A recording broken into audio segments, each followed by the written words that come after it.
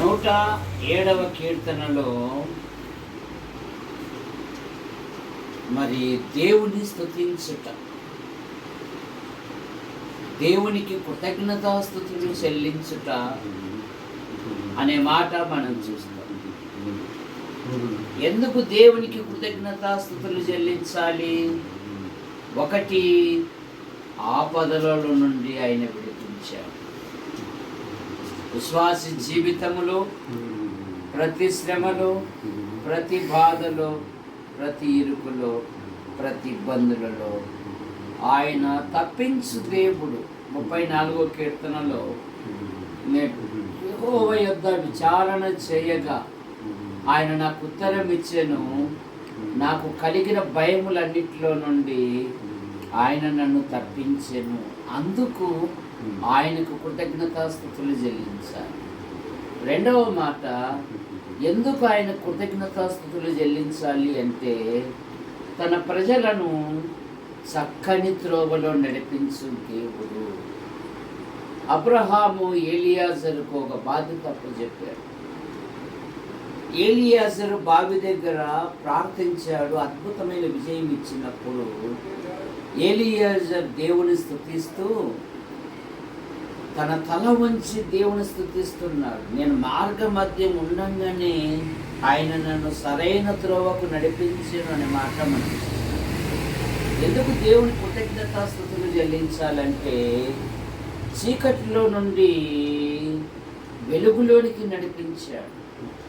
ఇశ్రాయేలుల జీవితములో ఐగుప్తు నుండి వాగ్దాన దేశానికి విశ్వాసులను అంధకారము నుండి, సాతాను నుండి, లోకము నుండి విడిపించి దేవుని రాజ్యానికి వారసులుగా చేశాడు.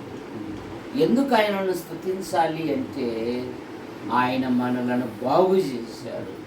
107వ కీర్తన 20వ వచనములో ఆయన తన వాక్కును పంపి ఆయన వారిని బాగు చేసెను అనే మాట మనం చూస్తాం.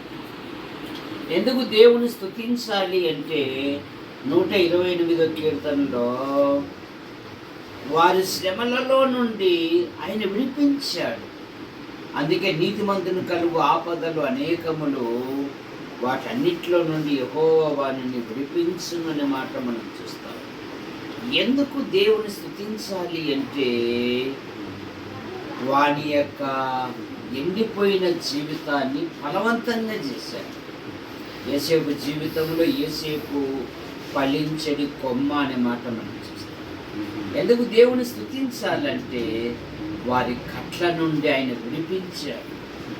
పాపపు కట్ల నుండి, లోకపు కట్ల నుండి, మత కట్ల నుండి విమోచించుటకై మన ప్రభు అయిన యేసుక్రీస్తు వారు సిలువలో బలియాగమై తన రక్తాన్ని చిందించారు.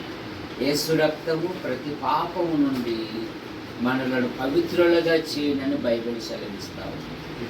కనుక 4 దిక్కుల వారు దేవుని ఎందుకు స్తుతించాలి అంటే, వారి ఆపదల నుండి దేవుడు విడిపించాడు, చక్కని త్రోవల వారు నడిపించాడు, చీకటిలో నుండి మరణాంధకారంలో నుండి వెలుగులోనికి నడిపించాడు, తన వాక్కును పంపి బాగు చేశాడు, శ్రమలో నుండి విడిపించాడు, ఎండిన జీవితం నుండి ఆశీర్వాదమునకు విడిపించాడు, కట్ల నుండి విడిపించి స్వతంత్రులుగా చేశాడు. కనుక నానా దేశముల నుండి నానా విధములుగా పోగు చేయబడిన వారు ఆ మాట పలుకుతారు. ఏ మాట?